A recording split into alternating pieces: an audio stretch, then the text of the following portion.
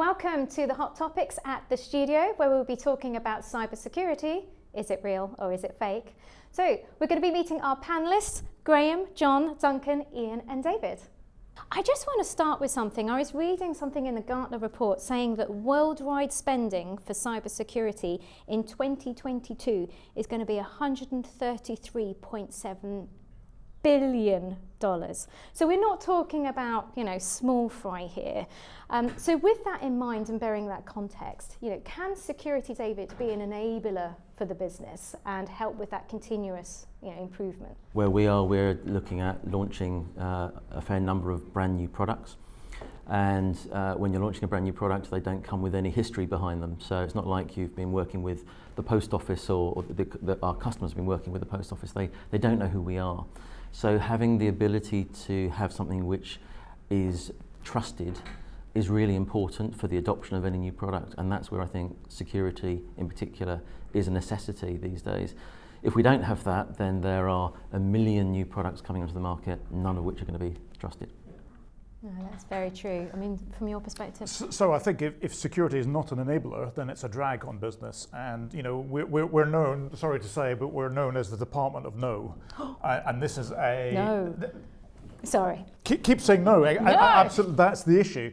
That we want to open an office in a far-flung location. Oh, you can't do that. Says the security. We want to move to cloud. Oh, you can't do that. And it's like we need to get past this as an industry, and we need to be perceived as the department of yes, and this is how to do it in a safe way. So great that you're a greenfield site. There aren't many of those around. Most organizations have a lot of legacy, and yet they want to do fancy, sexy things. Digital transformation is the kind of catch-all term, which means connecting to systems that perhaps weren't designed to be connected. It means allowing people to use their phones in odd locations and bring their own tablets and so on. Internet of Things, all that kind of good stuff that is driving business forward. And security needs to be the organization, the function that says, yes, you can, and here's how to do it in a secure way. So if it's not an enabler, then it needs to get out of the way. I love that. Yes, you can. John, from your perspective. Of course, I would say security is an enabler, being a CISO, but the way I look at it is the business is going to take advantage of that digital transformation because it has to, because it needs to be more productive, more responsive to customers and so on. And what security does is it enables the business to do that with confidence that they're not accepting too big a cyber risk. And so it's a fundamental piece of that pursuit of doing better business through full exploitation of the opportunities that modern technology allows. And actually, although I 100% agree that in the past perhaps we haven't been very good as cybersecurity professionals in speaking the business language and have appeared to be saying no, I think really the way I characterize it is we have always been saying yes, but we've emphasized too much the but. And I think there's an opportunity for us to be more clearly an enabler than we've ever been before, just because of the way technology is dragging businesses forwards, and businesses understand actually more now than ever before the risks, the cybersecurity risks that come along with that technology. So we are right in the middle of that, and we can be, if you like, the business's friend. I think that's true, but I think you have to go even further than that. In so much as there's a debate inside an organisation about security for sure, and there should be one. But increasingly, security is synonymous with trust, and trust is the manifestation of your brand outside of your organisation. Trust is what your customers see as the result of the security activities you have inside your organisation. So if you cannot construct an environment which delivers that trust and builds on that trust, it's not even about enabling business. It will be a business destroyer if you destroy trust in your brand or your products or your services. So taking that trust forward, and Graeme, if I may just sort of touch on this, you frequently hear employees say that, going back to security stopped me doing for my job, I can't do that. What kind of advice would you give to overcome this and get past that hurdle and start that trust and move the conversation forward away from the buts and everything else? So 5 or 6 years ago, we realized that having technology at the heart of your cybersecurity is actually not the most effective way to go, and putting people at the heart. And so we have a people-centric security model, and the idea is to empower them, but at the same time to have the risks and checks and balances in place to protect you. Because in our industry, in Formula One, we've had a team who weren't able to run their car because they got hit by a ransomware attack. We've had teams who've had issues with the misuse of other teams' data. And the penalties are severe if we get that wrong. So we do have to, at times, put the brakes on and slow things down a little. Acquiring new customers in geographies that you haven't worked for before, where maybe IP isn't respected as much as it is in the UK. Sometimes we've put the brakes on some of those projects, and it's necessary because the nice thing about a Formula One team is you have a very narrow focus. You know what the mission is. Everyone knows that they are there to contribute to the success of that car. And so no one's there building an ego and saying no just because it's my authority to be able to say no. If we say no, it's because there's a risk to the core principles of let's go and race a Formula One car. May I ask, just sort of taking that forward a bit, obviously you talk about an international landscape here. Do you find differences and variances across the international space and who you deal with, and you have to handle the conversations differently? Definitely. I mean, even if it's just cultural respect, if not, that they have different laws and different ways of operating, you do have to adapt the security model depending on the customer you're working with. If it's our people who are traveling to other geographies, it's much simpler. They work to the UK regulations and the way that we operate here. But yes, when we have customers or suppliers who are in other parts of the world, then there has to be a level of respect. If I can add to what Graeme says, I think you're absolutely right. People need to be at the heart of security. They need to be at the heart of how we are delivering security. And I think the bad reputation for stopping people doing their jobs is because we haven't viewed it as a people-centric challenge, and therefore we've been very bad at explaining why we're saying, don't do it that way, do it this way. I've in my past had very irate people in, for example, investment banking trading floor scenario, who have absolutely not been told why, see it just get in the way of their ability to trade and make money for the business, and have been about to, actually in one case, physically pick up a PC and throw it across the trading floor, who have been pacified simply with a calm explanation. This is why, this is what might happen if they didn't do it this way. And so, I think it behoves us all to work harder at that, communicate better, talk the same language as the people that we do see as the linchpin, really, of achieving security. It's analogous to pretty much everything we've done in technology for the last 20 years. We, as technologists, are very good at explaining what something does. Some of us are quite good at explaining how things happen. What we don't do is explain why. We don't tap into the purpose of the use of technology, or in this case, the enabling use and requirements of security. So if you think about how technology conversations have developed, they've developed about being more people-focused, more purpose-focused, more about explaining why. It's no surprise that conversations around cyber, around security, around data privacy, all should start from that why statement. And again, we've got a very simple model around educate, empower, and enable. Educate people about the why, empower them with the ability to use tools correctly, and then enable them to do their jobs.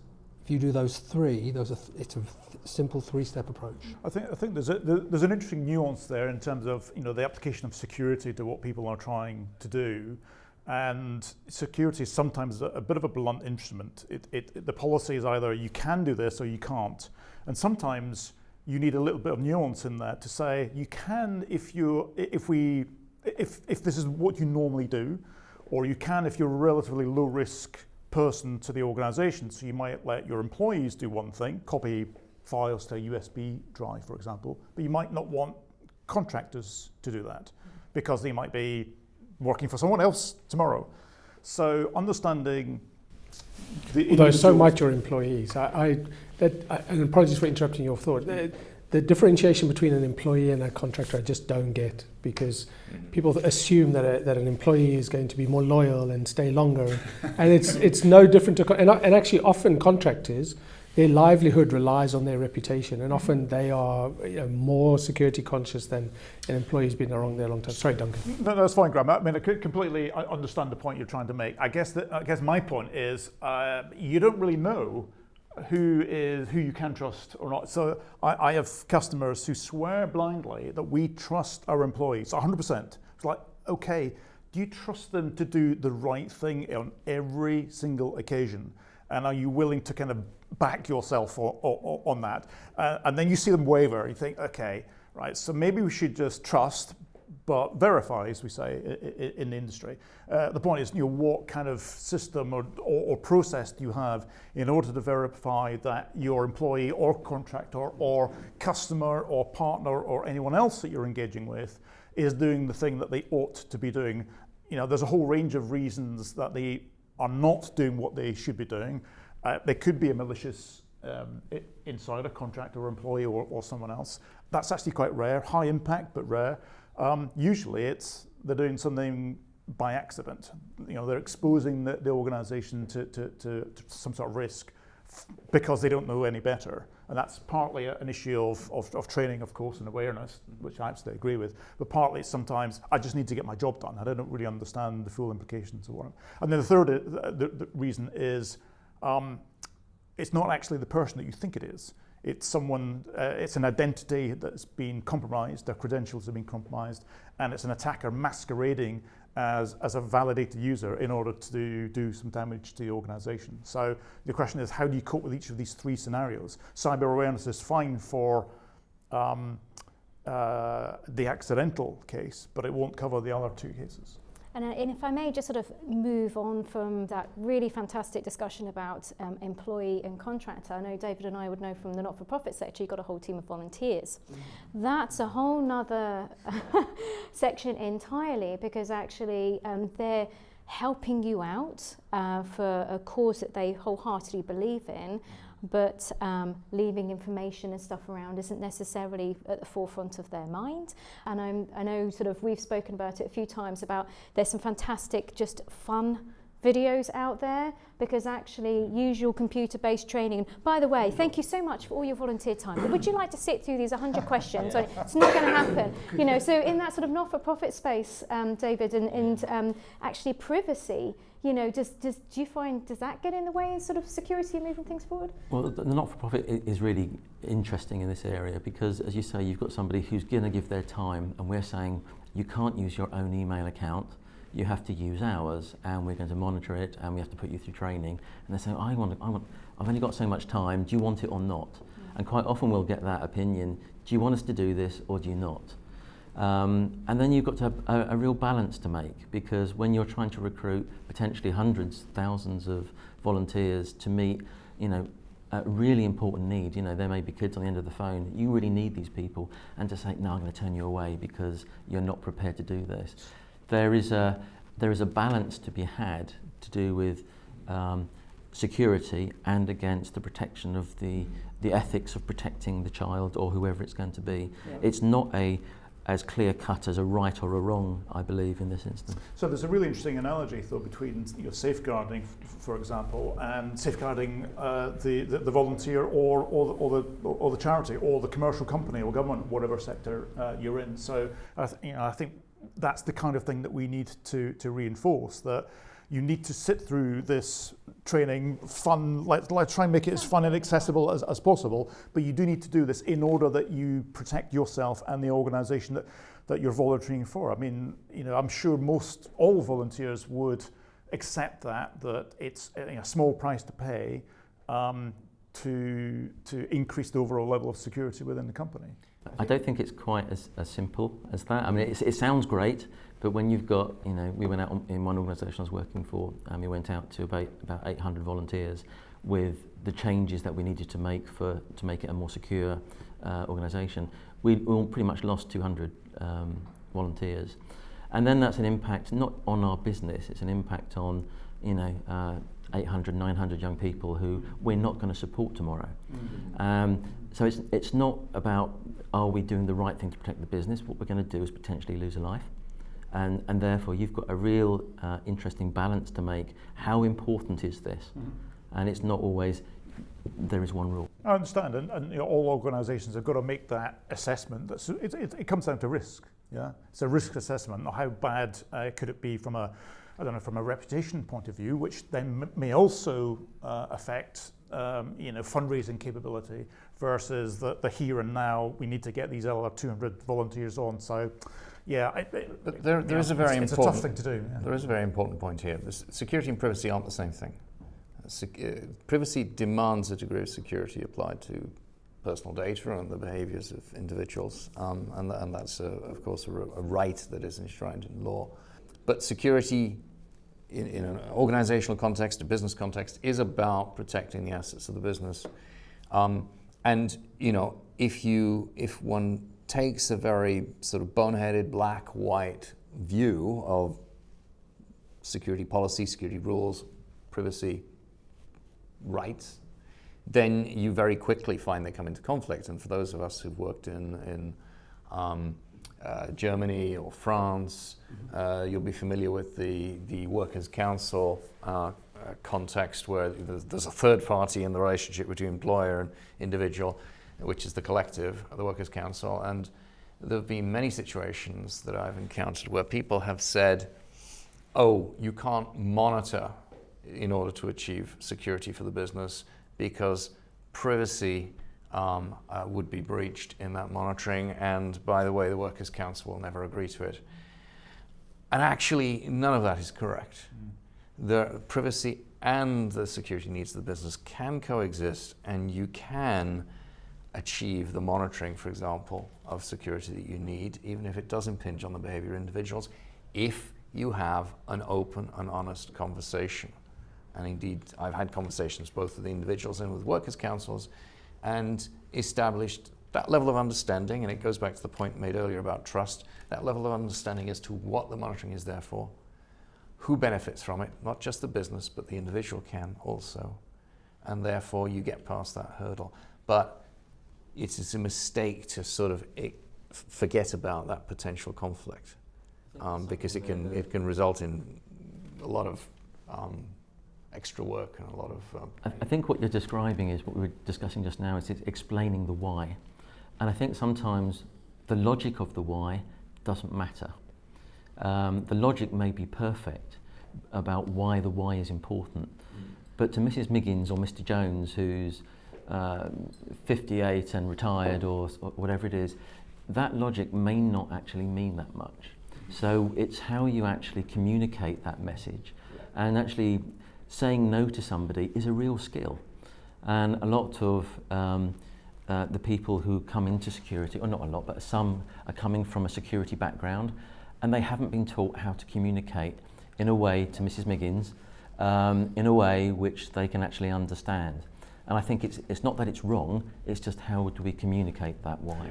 I think that's a fundamental issue within the security industry, frankly, that at all levels, whether it's the mythical Mrs. Miggins or whether it's a CEO at a board in a large organisation, the security industry is not very good at articulating the risk that the business is exposed to in terms that the board can understand and then act upon. It's security gets very technical very quickly.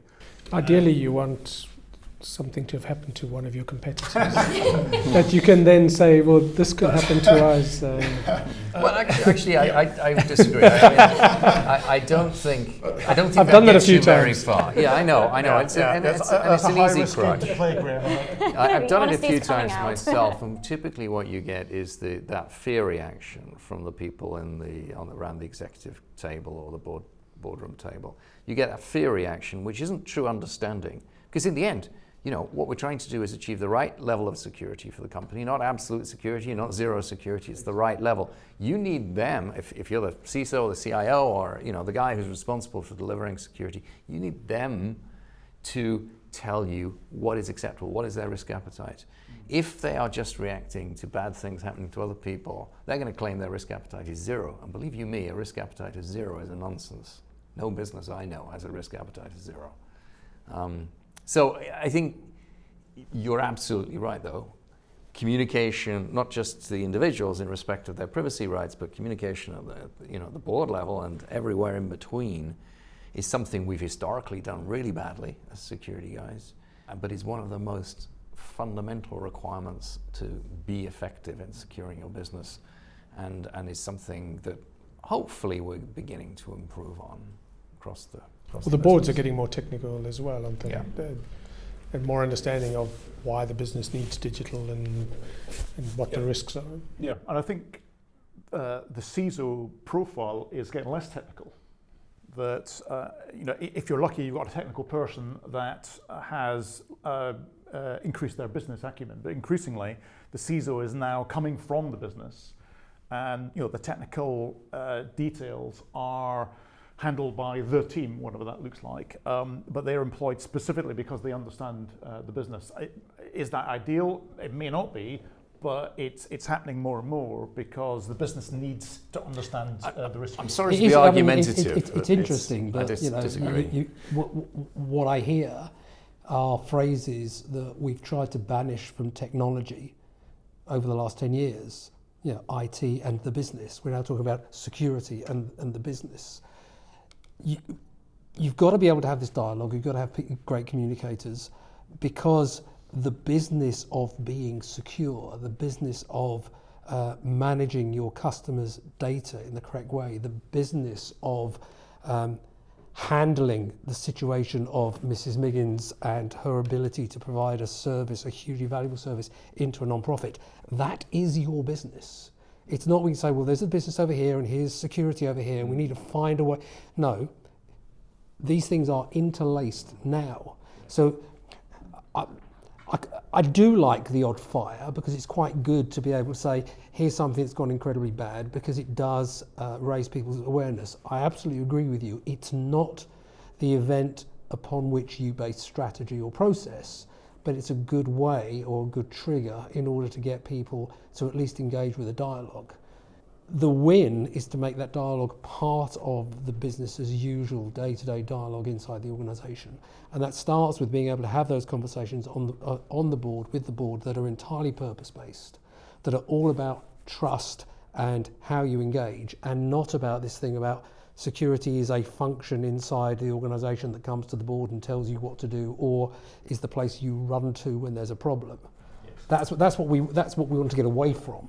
I love that, because you kind of led me into my next question beautifully there. Ian, thank you. John, I'm going to head over to you actually. What are your top 3 priorities for next year? Number 1 is to understand, and it picks up on your point, understand the way business uses information better than we've ever done before.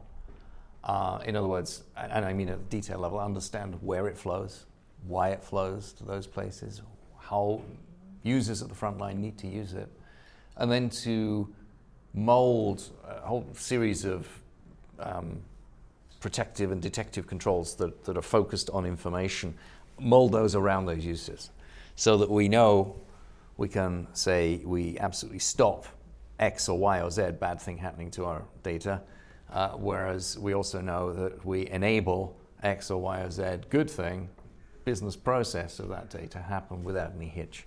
So that is number 1 priority, and there's various technologies involved there, like data loss prevention, like information rights management and so on, but That's the detail. The goal is that, and it's a multi-year goal, by the way, so it's not just next year's top priority. The second, and it's hardly original, it's boringly sort of the mantra of most CISOs these days, which is we need to be able to monitor and respond to security events happening better than we've ever done before, because of the way business now uses IT, we no longer have big walls around the business.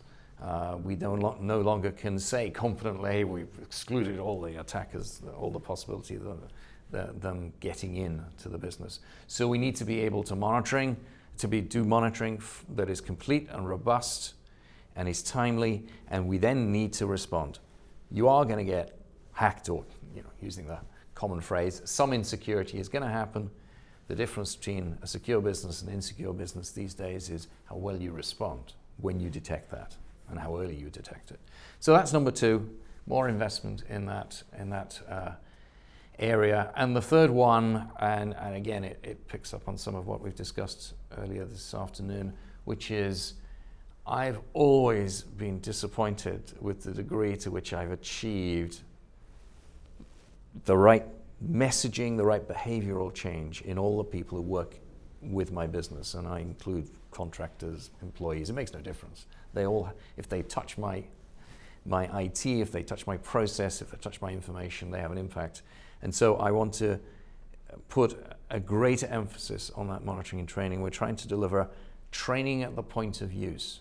What I mean by that is not sitting down and doing a 300 question sort of e-learning course on security, but at the point at which a user, for example, changes their password, to feed them not just a little bar that says how strong the password choice is, but to feed them more information and then learn from that, have a system which learns from that. So if there's a user who always chooses a really good password, maybe I don't need to ask them to change it every 30 days or every 60 days or 90 days. So have adaptive approaches to security where those are the bits of security that touch the end user.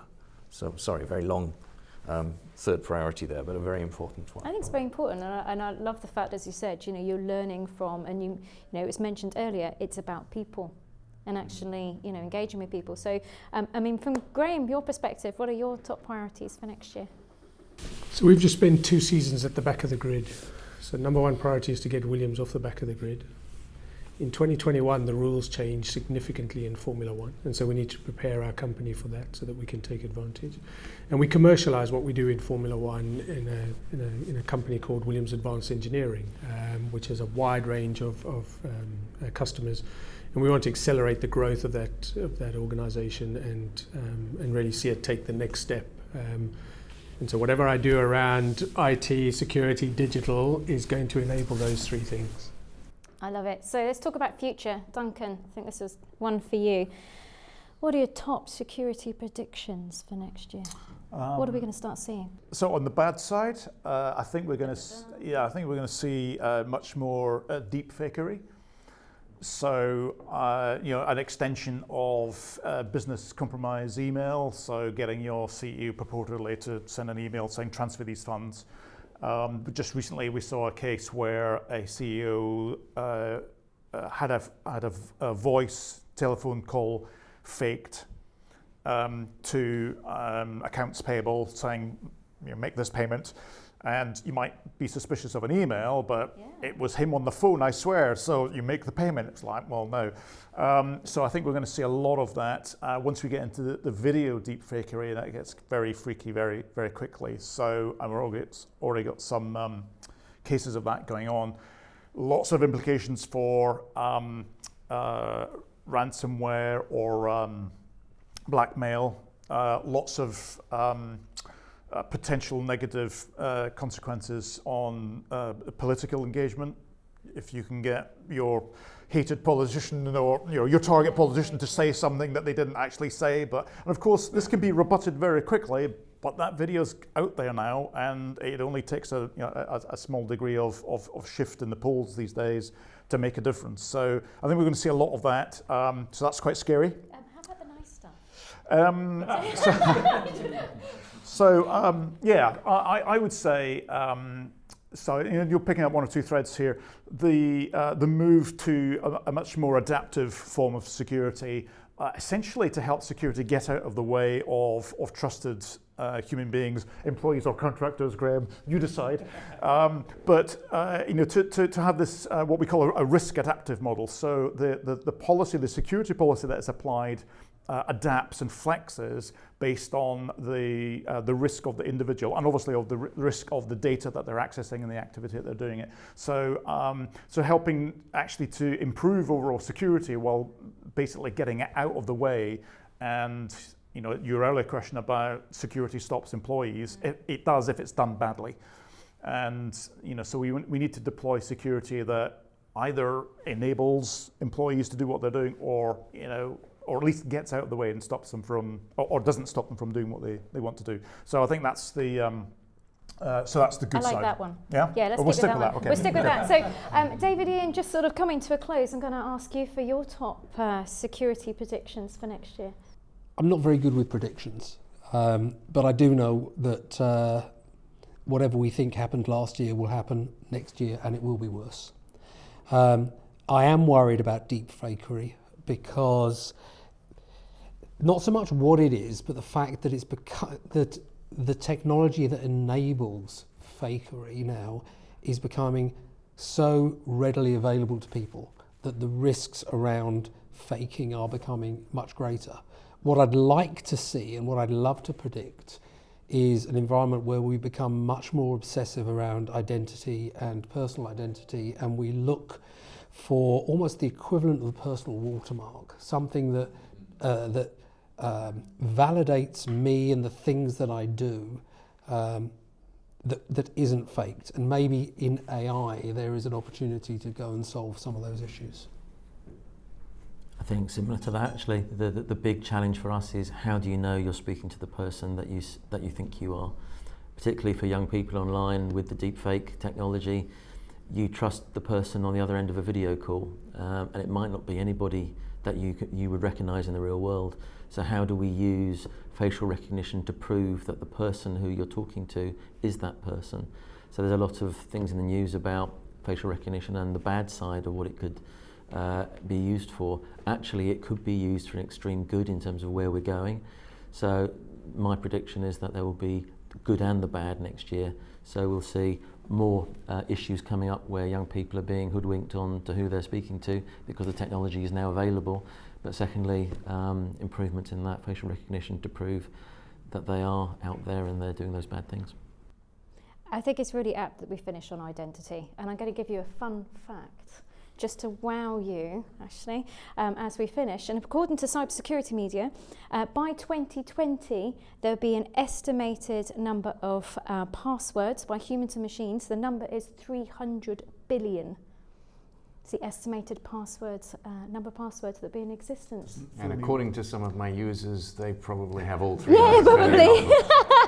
They all start 1, 2, 3, 4. That doesn't fill me with any confidence whatsoever. So we need to move more into the identity space. So David, Ian, Duncan, John, Graeme, thank you so much for the chat, and thank you for joining us today. Thank you. Thank you.